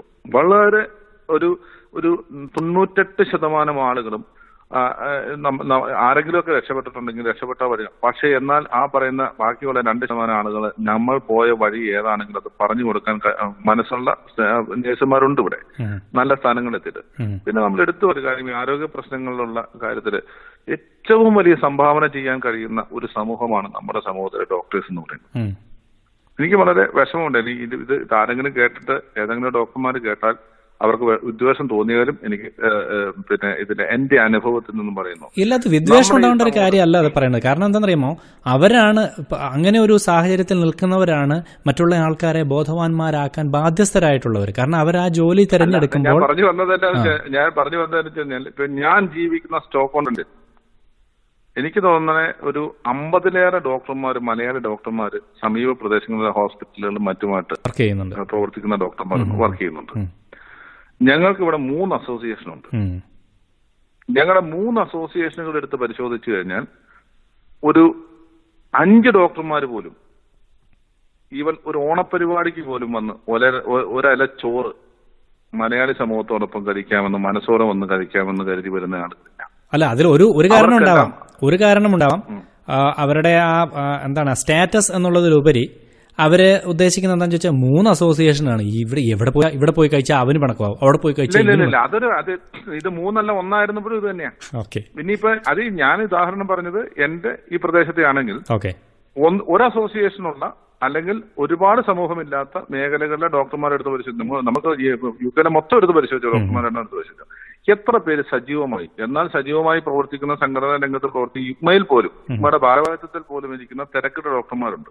ഞാൻ ആരുടെ പേരെടുത്ത് സൂചിപ്പിക്കുന്നില്ല. ഭാരവാഹികളായിട്ട് ഇപ്പൊ പ്രത്യേകിച്ച് ഈ വർഷത്തെ കമ്മിറ്റിയിൽ എനിക്ക് തോന്നുന്നു 2 ഡോക്ടർമാര് പിന്നെ സജീവമായി ഭാരവാഹിത്വം ഏറ്റെടുത്ത് മുന്നോട്ട് വന്നിട്ടുണ്ട്. അല്ലാതെ താഴെ തലത്തിലെല്ലാം പ്രവർത്തിക്കുന്ന ഡോക്ടർമാർ ഞാൻ എല്ലാവരെയും അറിഞ്ഞിട്ടുണ്ട്. വളരെ നോമിനൽ ആയിട്ടുള്ള ആളുകൾ മാത്രമേ സമൂഹമായിട്ട് ഇടപഴകുന്നുള്ളൂ. അവിടെ ഉള്ളൊരു പ്രശ്നം സ്റ്റാറ്റസിനേക്കാൾ ഉപരിയായിട്ട് നമ്മുടെ നാട്ടിൽ നിന്നും ആ പഠിച്ചു വന്ന ആ ഒരു ഇതുണ്ടല്ലോ. ഇവിടെ ഡോക്ടർ നേഴ്സും നമ്മളൊരു ഇംഗ്ലീഷ് ഡോക്ടർ ഇവിടുത്തെ നേഴ്സും ഡോക്ടറും തമ്മിൽ വ്യത്യാസമില്ല. വാർഡ് ജോലിക്ക് വരുന്ന ഒരു ഇംഗ്ലീഷ് ഡോക്ടർ ഞാൻ കേട്ട് പരിചയം എന്ന് പറയുന്നത് അവരുടെ നേഴ്സിന് വേണ്ടി വെയിറ്റ് ചെയ്യും അവരുടെ ജോലി. തീർച്ചയായും. കാരണം നാട്ടിലെ ഡോക്ടർ നാട്ടിൽ പഠിച്ച ഡോക്ടർ ഈ പറയുന്ന ഡോക്ടർ സമൂഹം എന്ന് പറയുന്നത് ഡോക്ടർ റൗണ്ടിന് വന്നാൽ പിന്നെ അടിമയെ പോലെ ഫയലും പിടിച്ച് പിന്നാലെ നടക്കുന്ന നേഴ്സുമാരുടെ ചിത്രം നമ്മൾ കണ്ടിട്ടുള്ളൂ. അല്ല, ഇവിടെ നേരെ തിരിച്ചാണ്. ഇവിടെ നേരെ തിരിച്ചാണ്. കാരണം നഴ്സ് പറയുകയാണ് ഡോക്ടറോട് ഇന്നത് ചെയ്യാൻ പറ്റില്ല എന്ന് പറഞ്ഞാൽ ഡോക്ടർ ഒന്നുകൂടി ആലോചിച്ചിട്ടേ ചെയ്യുള്ളൂ. പക്ഷെ അത് എന്തുകൊണ്ടാണെന്ന് ചോദിച്ചാൽ നഴ്സിന് എന്തെങ്കിലും കൂടുതലുള്ളത് കൊണ്ടല്ല, അവരുടെ ബഹുമാനമാണ്. ആ ഡോക്ടേഴ്സ് സഹപ്രവർത്തകരോട് കാണിക്കുന്ന ബഹുമാനമാണ്, ചെയ്യുന്ന ജോലിയോടുള്ള ഒരു ബഹുമാനം. അതാണ് ഞാൻ പറഞ്ഞത്. ഇപ്പൊ നമുക്ക് ഈ പറഞ്ഞ പ്രൊഡക്ടിവിറ്റി, അതായത് നമ്മുടെ ഈ ഡോക്ടർമാരുടെ ഉപദേശം കൊണ്ട് നമ്മുടെ സമൂഹത്തിന് ഗുണം കിട്ടുമെന്നുണ്ടെങ്കിൽ നമ്മളോടൊപ്പം ഒന്ന് ചെലവഴിക്കാൻ ഒരു ദിവസം ചെലവഴിക്കാൻ പോലും മനസ്സ് കാണിക്കാത്ത അവരെല്ലാവരും ഒത്തുകൂടുന്നുണ്ട്. അല്ല, അതിനൊരു ആഹ്വാനം നടത്തിയിട്ടുണ്ടോ ഇതുവരെ യുക്മയുടെ ഭാഗത്തു നിന്ന് ഈ ഡോക്ടേഴ്സിനോട്? ഞാൻ കഴിഞ്ഞ 2 വർഷക്കാലത്തെ സമയത്ത് ഡോക്ടേഴ്സ് ഫോറം ഉണ്ടാക്കുന്നതിനെ സംബന്ധിച്ച് ഞാൻ പല ഡോക്ടർമാരോട് സംസാരിച്ചപ്പോഴും നമുക്കതൊന്ന് പ്രാവർത്തികമാക്കിയെടുക്കാൻ കഴിഞ്ഞില്ല. കാരണം അവരൊരു വേറൊരു പ്രശ്നം എന്ന് പറയുന്നത് അവരുടെ വിഷയം കൂടി നമ്മൾ കണക്കിലെടുക്കണം. വളരെ തിരക്കുള്ള ആൾക്കാരാണ്, മനസ്സിലാക്കണം നമ്മൾ. തിരക്കെന്ന് പറഞ്ഞതിനേക്കാൾ ഉപരി ഇപ്പൊ നമ്മൾ പറഞ്ഞല്ലോ, സൂചിപ്പിച്ചു ഇവിടുത്തെ ഡോക്ടർമാരുടെ കാര്യം, നേഴ്സുമാരെ ബഹുമാനിക്കുന്നു ഇംഗ്ലീഷ്. പക്ഷെ ഇവിടെ ജൂനിയർ ഡോക്ടർമാരായി ജോലി ചെയ്യുന്ന ഡോക്ടർമാര് ഇവിടത്തെ ഒരു നേഴ്സ് അനുഭവിക്കുന്നതിനേക്കാൾ ഏറ്റവും തീവ്രമായ പിന്നെ കഷ്ടത അനുഭവിക്കുന്നവർ. അവരെ ഒരു സ്ഥിരമായ ഒരു സ്ഥലത്ത് ജോലി പോലും ചെയ്യാൻ കഴിയാതെ അങ്ങോട്ടും ഇങ്ങോട്ടും തട്ടുന്ന ഒരു സാഹചര്യം. അപ്പൊ അവരുടെ ജോലിയുടെ ഒരു പ്രത്യേകത അല്ലെങ്കിൽ സാഹചര്യത്തിൽ അവർക്ക് സമയക്കുറവോ കാര്യങ്ങളൊക്കെ ഉണ്ടാകും. പക്ഷെ എന്നാൽ പോലും ഇതൊന്നും അല്ലെങ്കിൽ പൊതുവായി പറഞ്ഞു ഈ താഴെ നേഴ്സുമാർ കെട്ടി വന്നിട്ടുള്ള അല്ലെങ്കിൽ നേഴ്സുമാരുമായി ബന്ധപ്പെട്ട ഒരു സമൂഹവുമായി മിങ്കിൾ ചെയ്യാനായിട്ട് നമ്മുടെ ഡോക്ടർ സമൂഹത്തിന് അല്ലെങ്കിൽ ഉന്നത പദവിയിലിരിക്കുന്ന തയ്യാറാകുന്നതിന് 50%, അതാണ് യാഥാർത്ഥ്യം. ഒരു 50% എന്ന് പറയുന്നത് അവരും ഇതുപോലെ തന്നെ നമ്മളെ പോലെ തന്നെ കഷ്ടത അനുഭവിക്കുന്നുണ്ട് ഈ മേഖലയിൽ. അവരാണ് നമുക്ക് ഇതുപോലുള്ള ക്ലാസ്സുകൾ ഉപദേശം തരാൻ കഴിയുന്നത്. അതുപോലെ നേഴ്സുമാർക്ക് ഒരുപാട് കാര്യങ്ങൾ നമ്മുടെ സമൂഹത്തിലുള്ളവർക്ക് ഉപദേശം കൊടുക്കാൻ കഴിയും. അതിനെ നടക്കില്ല എന്ന് ഞാൻ പറയുന്നില്ല, പക്ഷെ അതിന് സമയമെടുക്കും.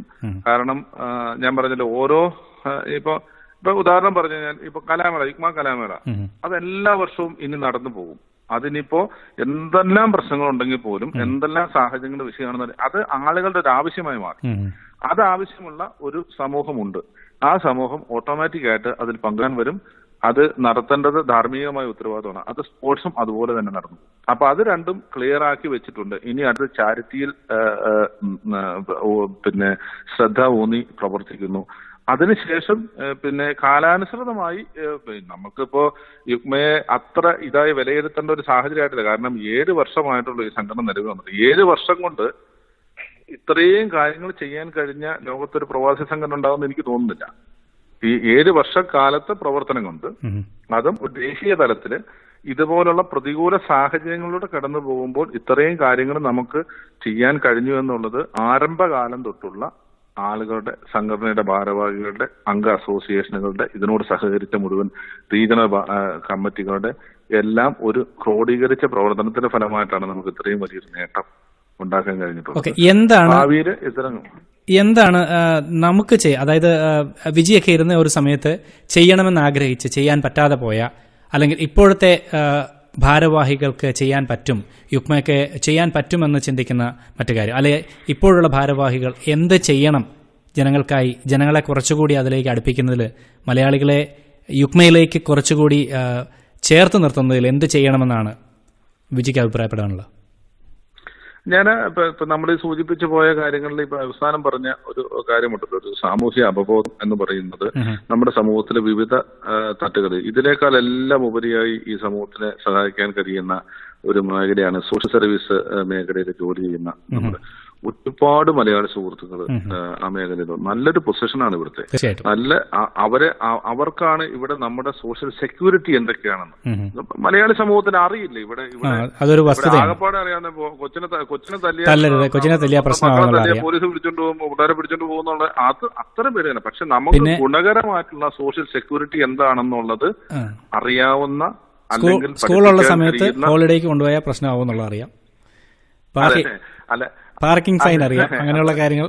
അതെ, ഇത് ഏറ്റവും നെഗറ്റീവായിട്ടുള്ള കാര്യങ്ങളെല്ലാം നമ്മൾ എല്ലാം പഠിക്കും. പക്ഷേ ഈ രാജ്യത്ത് തുല്യ അവകാശമുള്ള ഈ രാജ്യത്ത് ജീവിക്കുന്ന ജനങ്ങളുടെ അവകാശങ്ങൾ എന്താണ്, അവരുടെ അധികാര പരിധി എന്തൊക്കെയാണ് എന്ന് അറിയാവുന്നവരും പഠിപ്പിക്കാൻ കഴിയുന്നതും ആ സെക്ടറിൽ പണിയെടുക്കുന്ന, ആ സോഷ്യൽ സർവീസ് മേഖലയിൽ പണിയെടുക്കുന്ന ആളുകളാണ്. ഒരുപാട് അവർക്ക് നമ്മൾ വിദ്യാഭ്യാസ നിലവാരത്തിൽ ഉന്നത നിലവാരം പുലർത്തുന്ന ഒരു സമൂഹം എന്ന നിലയിൽ നമ്മുടെ ആളുകൾക്ക് ആ മേഖലകളിലെല്ലാം കടന്നു ചെല്ലാൻ പറ്റിയിട്ടുണ്ട്. അത്തരം ആളുകളുടെ സേവനം നമ്മുടെ സമൂഹത്തിലേക്ക് നടത്തിക്കൊടുക്കാൻ കഴിഞ്ഞാൽ അത് യുഗ്മമാർഗം വിചാരിച്ചാൽ പോരാ, ഈ മേഖലകളിൽ പണിയെടുക്കുന്ന ആളുകൾ കൂടി അതിന് ഒത്തുരിഞ്ഞാൽ അവർക്ക് അതിനുള്ള ഒരു സാഹചര്യം ഉണ്ടാക്കിയാൽ വരുമെന്നാണ് തോന്നുന്നത്. ഒരുപക്ഷെ നമുക്ക് അത്തരം സോഷ്യൽ സർവീസ് മേഖലയിൽ പ്രവർത്തിക്കുന്നവരെ നമുക്ക് അതിൽ കൂടുതൽ പ്രതീക്ഷയോടെ നോക്കിക്കാണാൻ കഴിയും. കാരണം ഡോക്ടേഴ്സിന്റെ പരിമിതി ഞാൻ പറഞ്ഞു, പരിമിതിക്കുള്ളിൽ നിന്നുകൊണ്ട് ചെയ്യാൻ പറ്റുന്നവരുണ്ട്. പക്ഷെ അവർക്കുടെ ചിന്താഗതി മാറേണ്ടിയിരിക്കുന്നു. അങ്ങനെയാണെങ്കിൽ ഇത്തരം ഈ പ്രൊഫഷണലായിട്ട്, അതുപോലെ തന്നെ നമ്മുടെ ഈ സോളിസിറ്റേഴ്സായിട്ട്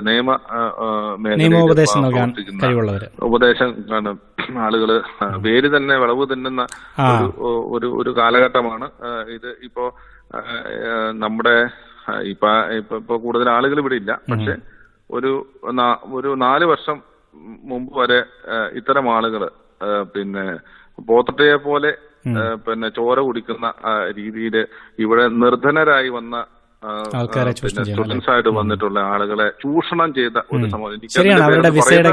ഞാൻ ആരുടെ പേരെടുത്ത് പറയുന്നത്, പക്ഷേ അത് അറിയാവുന്ന കാര്യമാണ്. ഒരു ഏറ്റവും വലിയ വളർച്ച ഇപ്പൊ ഒരു പേപ്പർ നെറ്റിൽ നിന്നും അറിയാത്തത് കൊണ്ടാണ് ഒരു സ്റ്റുഡന്റ് വിസ പുതുക്കാൻ പോകുന്ന ഒരു വ്യക്തിക്ക് മറ്റു കാര്യങ്ങളൊക്കെ ഈ രാജ്യത്ത് കൂടുതലുണ്ടായി ഡൗൺലോഡ് ചെയ്തെടുക്കുന്ന ഒരു കടലാസിന് 1000 പൗണ്ട് വരെ ചാർജ് ചെയ്യുന്ന ഇത്തരം ആളുകൾ ഉണ്ടായിരുന്നു. അതുപോലെ ആരായിരുന്നു ഞാൻ, പക്ഷെ ഞാൻ അവരെ അറിയും. അത് അവരുടെ ബിസിനസ് ആണെങ്കിൽ പോലും മനസാക്ഷി ഇല്ലാതെ സ്വന്തം സമൂഹത്തെ ആളുകളെ കണ്ണീര് കുടിപ്പിച്ച് കടന്നുപോയ ഒരുപാട്, ജീവിതം നശിച്ച് കടന്നുപോയ ഒരുപാട് സുഹൃത്തുക്കള്, മലയാളി സുഹൃത്തുക്കള് ഇപ്പൊ ഇല്ല. ഇപ്പൊ സ്റ്റുഡൻസിന് ഇങ്ങോട്ട് വരാൻ പറ്റാത്ത സാഹചര്യം ഇല്ലാത്തതുകൊണ്ട് ഇതിനെല്ലാം അതായത് ഒരു കേസിൽ പെട്ട് ഒരു പ്രാവശ്യം വിസ റിജക്ട് ചെയ്ത് കഴിഞ്ഞാൽ 10,000 കണക്കിന് 25,000 പൗണ്ട് വരെ ചെലവഴിച്ച എനിക്കറിയാവുന്ന ആളുകളോടുണ്ട്. എന്നിട്ടും ഇവിടെ ഇന്നും ഇല്ലീഗലായിട്ട് നിൽക്കുന്ന, അതായത് അപ്പീൽ കൊടുത്ത് തന്നെ നിൽക്കുന്ന ഒരുപാട് ആളുകൾ നമ്മുടെ സമൂഹത്തിലുണ്ട്. പക്ഷെ ഇത്തരം ആളുകൾക്ക് ചെലവില്ലാത്തൊരു കാര്യം, ഒരു മരണത്തിലേക്ക് പോകുന്നതിന് കച്ചിത്തുരുമ്പായിട്ടൊരു ഒരു നിയമോപദേശകന്റെ അടുത്ത് ചെല്ലുമ്പോൾ ഒരു വർഗബോധം പോലും കാണിക്കാതെ ചൂഷണം ചെയ്യപ്പെട്ട ഒരുപാട് അനുഭവങ്ങൾ നമ്മുടെ നാട്ടിലുണ്ട്. അത്തരം ആളുകൾക്ക് നമ്മുടെ ആളുകളെ സഹായിക്കാൻ പറ്റും. അതായത് എല്ലാവരെയും ഈ മേഖലയിൽ പണിയെടുക്കുന്ന എല്ലാവരും അധിക്ഷേപിക്കുന്നതായിട്ട് തോന്നുന്നില്ല. അനുഭവങ്ങളും കേട്ടുകേൾവിയും അനുസരിച്ച് ഒരുപാട് ചൂഷണം ചെയ്തവരാണ് ആ സമൂഹങ്ങൾ. അപ്പൊ അതുകൊണ്ട് തന്നെ നമ്മുടെ ആളുകൾ ആ മനോഭാവമൊക്കെ മാറ്റി ഇപ്പൊ അത്യാവശ്യം എല്ലാവർക്കും ആ മേഖലയിൽ എല്ലാവർക്കും ജീവിത നിലവാരമൊക്കെ നല്ല നിലയിലും ഒക്കെ ആയിട്ടുണ്ട്.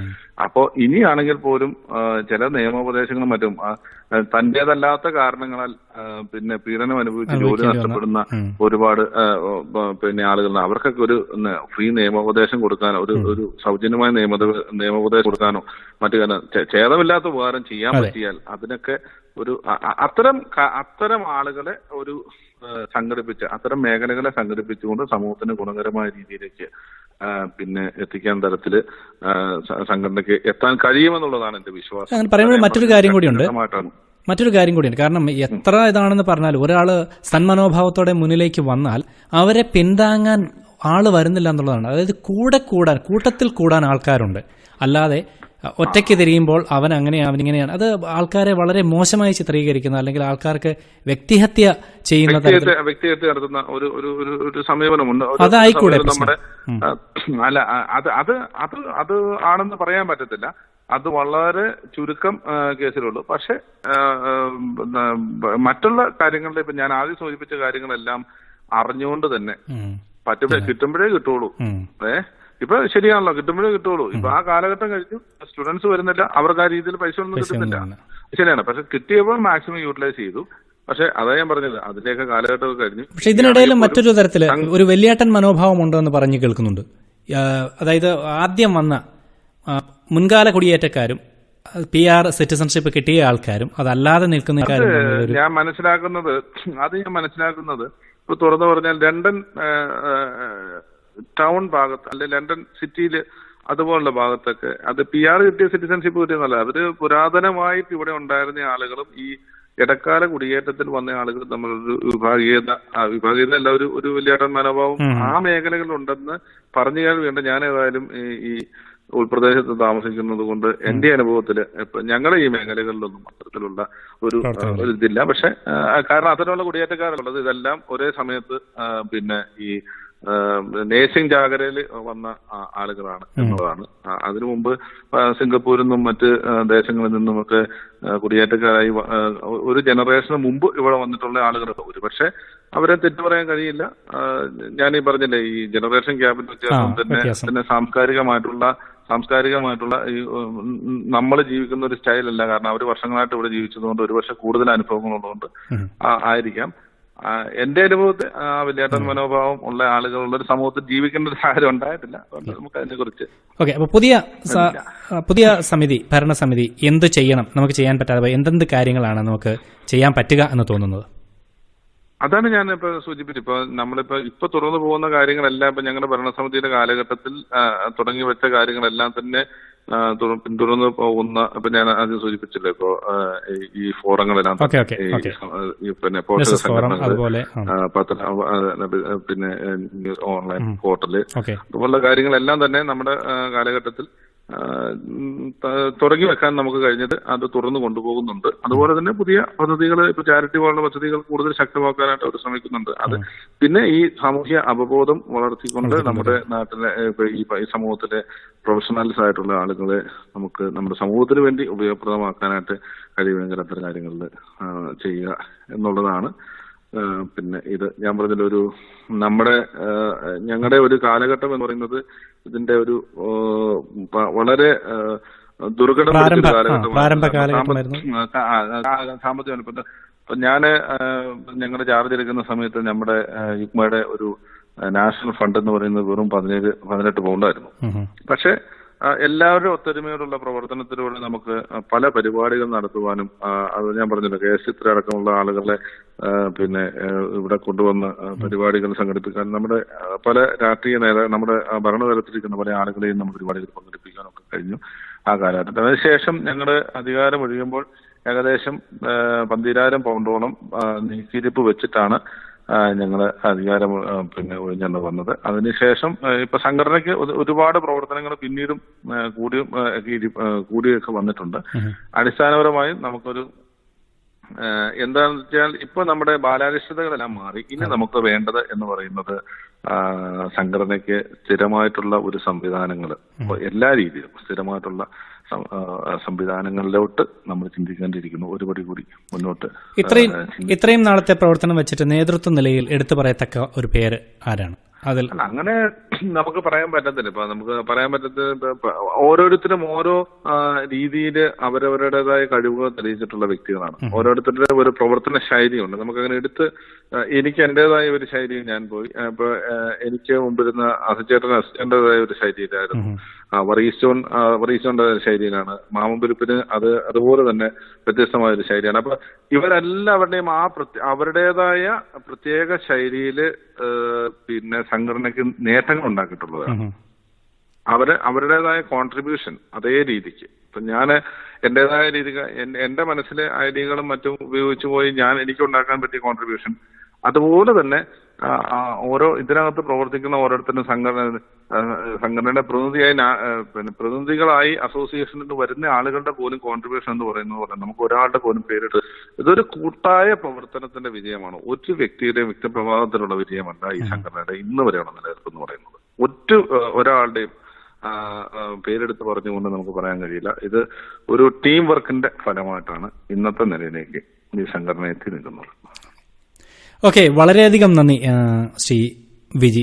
ഇങ്ങനെയുള്ള കാര്യങ്ങളിൽ പ്രത്യേകിച്ച് യുക്മയെ സംബന്ധിച്ചുള്ള താങ്കളുടെ കാഴ്ചപ്പാടുകൾ, യുക്മയുടെ കാഴ്ചപ്പാടുകൾ, ജനങ്ങൾ യുക്മയോട് എങ്ങനെയായിരിക്കണം, അല്ലെങ്കിൽ അംഗ സംഘടനകൾ യുക്മയിൽ എങ്ങനെയായിരിക്കണം പ്രവർത്തിക്കേണ്ടിയിരിക്കുന്നത്, അല്ലെങ്കിൽ യുക്മയ്ക്ക് എന്തു ചെയ്യാൻ പറ്റും എന്ന് തുടങ്ങിയ കാര്യങ്ങളിൽ താങ്കളുടെ കാഴ്ചപ്പാടുകൾ ഞങ്ങളുമായി പങ്കുവച്ചതിൽ ലണ്ടൻ മലയാളം റേഡിയോയുടെ ശ്രോതാക്കളോട് എന്താണ് പറയാനുള്ളത്?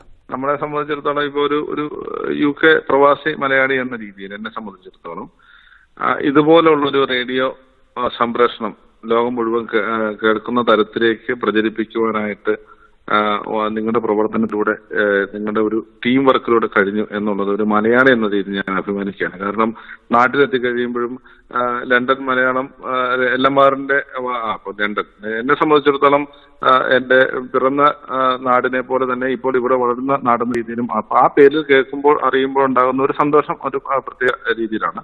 അതുപോലെ തന്നെ ഇതുപോലെ ക്രിയാത്മകമായ വിമർശനത്തിലൂടെയും അതുപോലെ മാധ്യമധർമ്മം ഉൾക്കൊണ്ടുകൊണ്ട് പിന്നെ പ്രോത്സാഹിപ്പിക്കേണ്ടതിനെ പ്രോത്സാഹിപ്പിച്ചുകൊണ്ടുമുള്ള ഒരു പ്രവർത്തനം എല്ലമാറിൽ നിന്നും ഉണ്ടായിക്കഴിഞ്ഞാൽ എല്ലമാർ എല്ലാ കാലത്തും മലയാളി സമൂഹത്തിനൊത്ത് ഉള്ളിൽ ഉണ്ടാകും. നിങ്ങൾക്ക് ഒരുപാട് കാര്യങ്ങൾ ഒരു മാധ്യമം എന്ന രീതിയിൽ നിങ്ങൾക്ക് ഒരുപാട് കാര്യങ്ങൾ പിന്നെ സംഘടനകൾക്ക് വ്യക്തികൾക്കും ചെയ്യാൻ കഴിയും.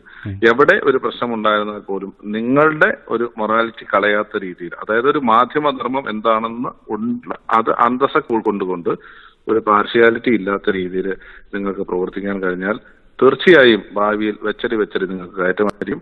അത് ഒരു മലയാളി എന്ന രീതിയിൽ എനിക്കും ഞങ്ങൾ മലയാളി സമൂഹത്തിനും ഒരു അഭിമാനിക്കാവുന്ന ഒരു കാര്യമാണ് എല്ലമാറിന്റെ വളർച്ച എന്ന് പറയുന്നത്. ഇതിന്റെ പിന്നിൽ പ്രവർത്തിക്കുന്ന എല്ലാവർക്കും ഒരിക്കൽ കൂടി ഭാവുകങ്ങൾ നേരുകയാണ്. ഇതുപോലെ ഒരു ചർച്ചയില് എന്നെ പിന്നെ ക്ഷണിക്കുകയും ഇത്രയും നേരം എന്നെ ഇതിന്റെ ഒരു ഭാഗമാക്കുവാൻ കഴിഞ്ഞതിൽ എല്ലാം എടുത്ത ഈ ഒരു ശ്രമത്തിന് ഞാൻ നന്ദിയോടെ സ്മരിക്കുകയാണ്. എല്ലാവിധ ഭാവങ്ങളും നേരുന്നു. നന്ദി. നന്ദി.